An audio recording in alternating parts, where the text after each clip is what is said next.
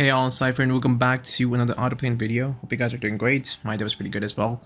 Coming to this video, actually, this is going to be a in-depth guide for the new Chimera 12 hunt. Now, this is probably one of the most toughest stages out of all the other like investigations ops. Like, I think the red one is pretty easy.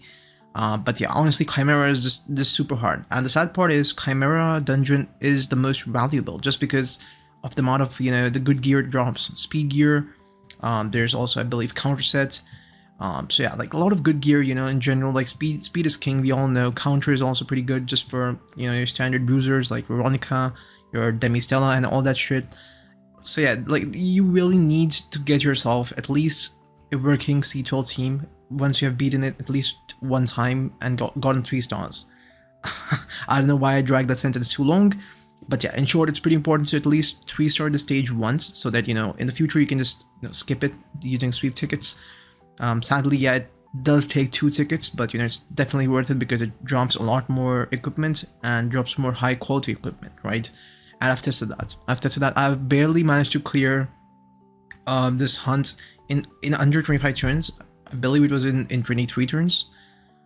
So I'll just post a video of how I did it, and I'm gonna present some of my tips that I used, right? Coming to the boss, nothing really has changed except this guy is literally cranked the fuck up. Like, this guy's damage is like out of the roof now. The mechanics are quite literally same. So let's take a look at his passive, right? It's called Starving Devil. Removes 2 debuffs and increases critical hit chance by 3% each turn. So when the caster has a barrier, reduces weakness gauge damage taken by 100%. And honestly, this should never happen. Like, he should never go into his enraged state, because if he goes into enraged states, game is basically over for you, right? So you really need to kill him even before he goes into the enraged state.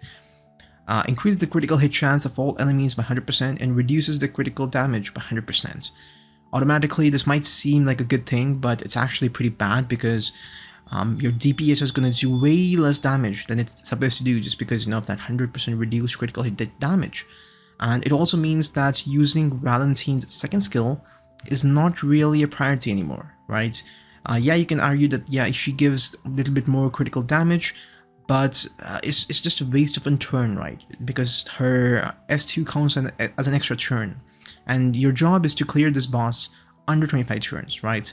So the way that I did it, me personally, firstly, you need Valentine's EE. Like, without your EE, things are going to be super fucking difficult. Like, believe me when I say it, things are almost impossible without her. Me personally, I got carried hard by her 30% chance to activate dual attack. And the reason that dual attacks are so good is because they don't count as extra turns, and they help reduce the boss's weakness gauge. They also do more damage to him. Also, if your dual attack partner, which is of course going to be your DPS hero, they're also going to get what's called CP if they're on Rogue's Charm, right? Which they should be, right? This is my second point. Try to make sure each and every single hero on your team is having a Rogue's Charm, preferably 6-star, but 6-star Rogue Charms are so scarce in the game. So yeah, I managed to do it with 5-star on my Valentine. I believe on my A, yeah, this one is on 6 stars, so you can see it gets 10 train points whenever she scores a critical hit. I also have my A built on decent speed, 179, 80 I would say. Decent attack, honestly, I've seen much better. I've seen 4k, 4.5k attacks. But the thing is, I have built her on a critical strike set. So don't do this mistake, guys. I actually built her for PvP originally, and sadly she is now being used for PvE purposes, and I don't have enough gold to get a completely good new set of attack gear. So yeah, I'm just using her with critical hit damage set. So yeah, just build her on attack set is going to be much more beneficial, especially if you're just using her for Chimera boss. Also, try, do not underestimate green weapons, because breaking them through, especially the weapons and accessories, it's so crucial. Like, they provide so many good raw stats, and they also very easy to reforge, just because of more availability of those green essences. So yeah, never underestimate green weapons. They can even roll pretty fine. Like, this one is pretty like, right, this one is decent. It rolled attack and crit chance. This one is pretty decent as well, rolled crit damage and attack. So you can see these are like not exactly garbage, and these can be decent replacements, right? Coming to my D Stella, This is my Demi-Stella. Of course, you need her EE as well, because Demi-Stella is just broken with her EE. Why not use her? She's also great in like PvP content, so you kind of do need to bulge her and pull for her, right? Also, her Rogue's Charm. She's on Rogue's Charm because, you know, Rogue's Charm is the key to getting victory in this boss, because you need a lot of those chain skills. And the reason is, well, we all know that the winning formula of C12 is at the moment using Demi-Stella as the finisher, just because of her true damage that she deals. Look at that, 10% of targets max health as fixed damage. This fixed damage is the only reason people are even able to beat her. I think I've seen little very niche videos of people using Noah instead of her and still being able to brute force their way through it, but it's pretty tough. It's pretty tough. It requires godly gear. Honestly, this method that I know a lot of people are already using, and even I am using, abusing, whatever you want to say. This is not abuse, right? Like, this is not an abuse. Like, these fuckers, they literally puts a boss as hard as C12, and they don't expect people to, you know, form different mechanics. Of course, they're gonna do that same, right?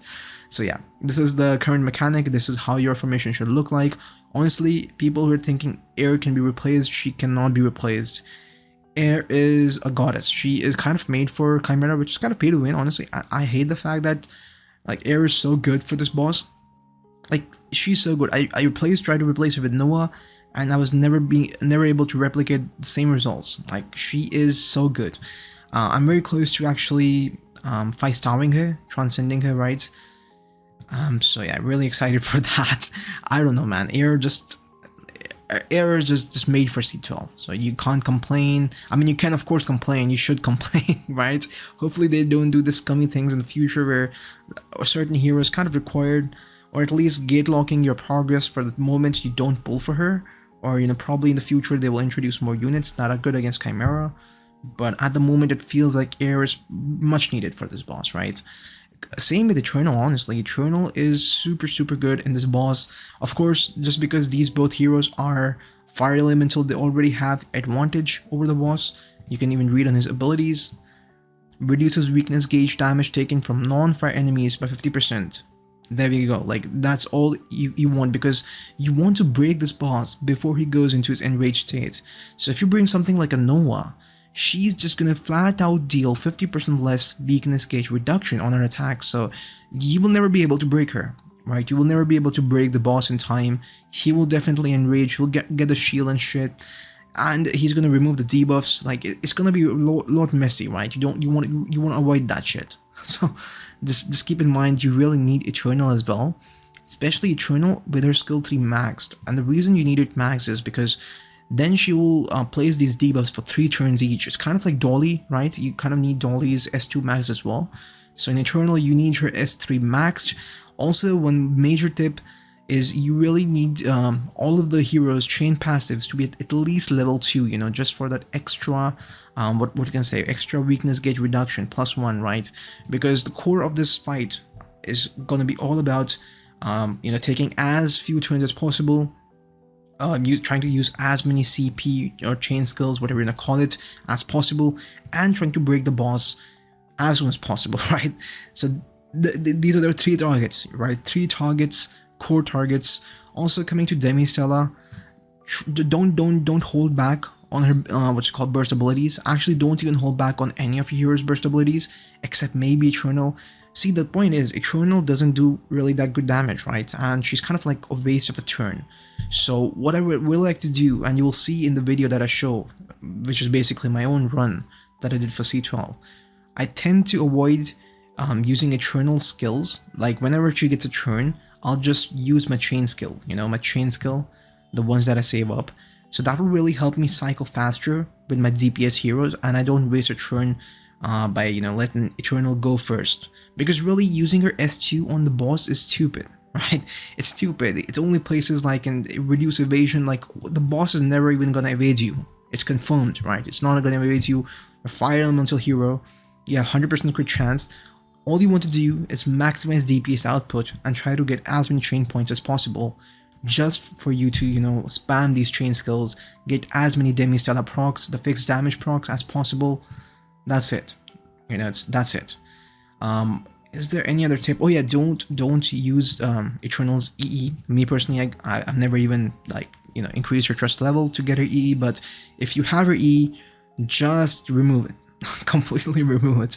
It's not necessary. Same with Air. Honestly, Air's EE is not necessary at all, because like her skills are pretty decent enough. You don't need really more accuracy and stuff, because of course I'm saying this boss is, you're never gonna miss hitting the boss. Like, that's a fact, right? That's a fact. So 2 EEs are required for Valentine and Demistella, and also try to get Valentine's S1 maxed, you know, just because of that extra 10% priority push. So yeah, that's it. Never use your Valentine's third skill on the boss. You can use it on the initial wave.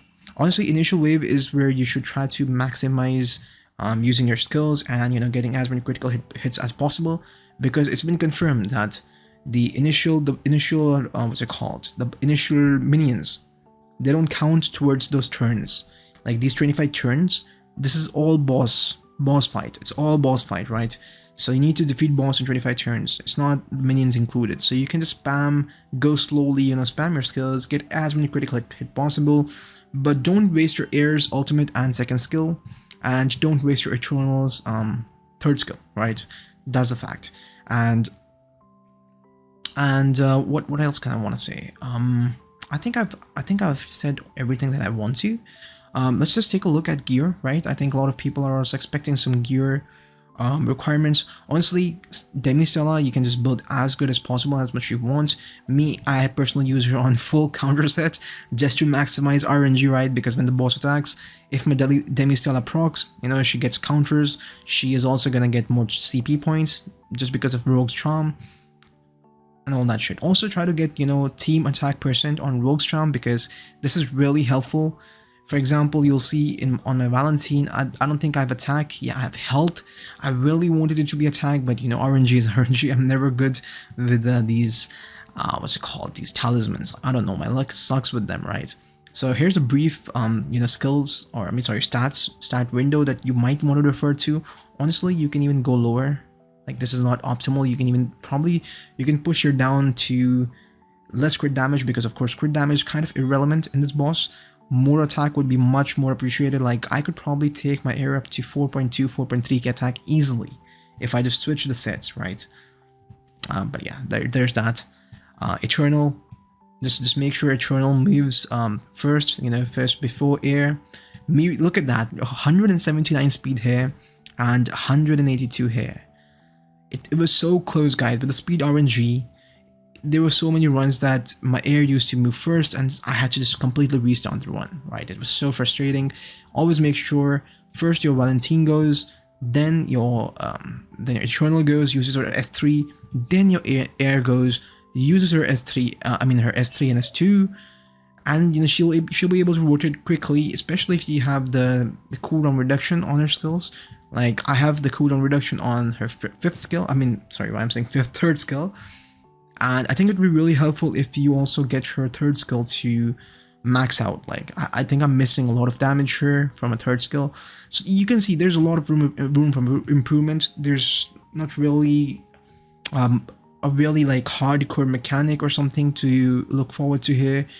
It's honestly all about, like, I would say 30% is all about luck, especially if you're using Valentine's EE. And the rest is all about tactics. And tactics is all about using your chain finisher with Demistella. That's it, right? So I know it might suck because it requires Air, Eternal, and Demistella, 3 of the most recent heroes in the game.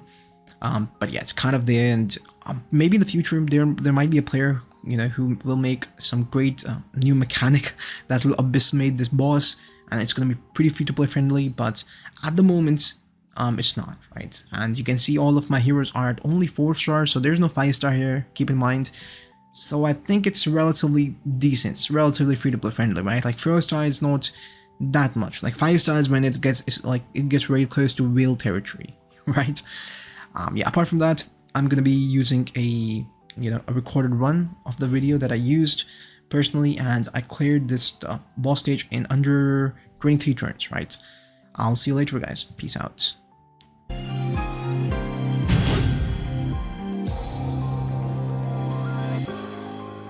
I can't wait to see how your faces contort in despair. Hit me! Alright, let's test our luck. Hit me! I send my death ball properly! Awesome! Woohoo! I'll start. Hellfire, incinerate my enemies. Die, sweetheart. Come on, let's play! How amusing. Did you lower your guard?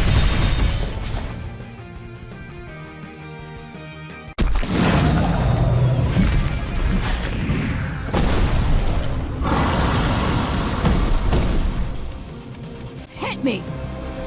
All bullets must go! Let me get a piece of the action! Cut back!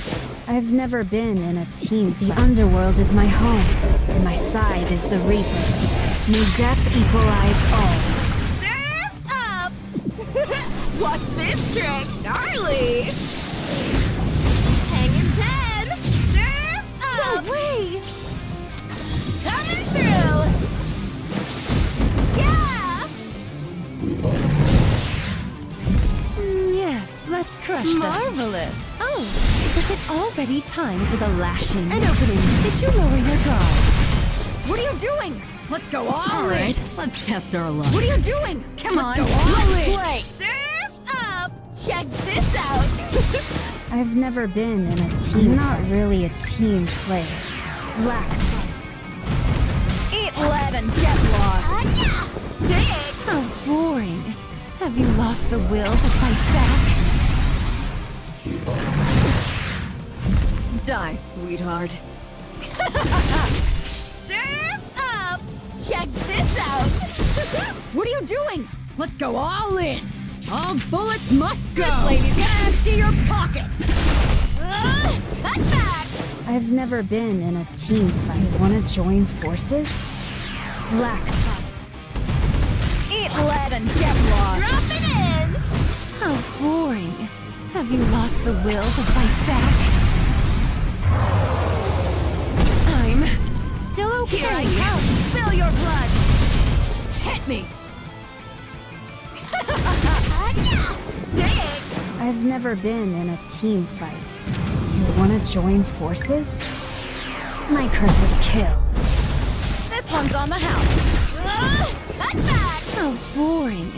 Have you lost the will to fight back? Awesome! Watch this trick, gnarly! Hey, y'all! Awesome!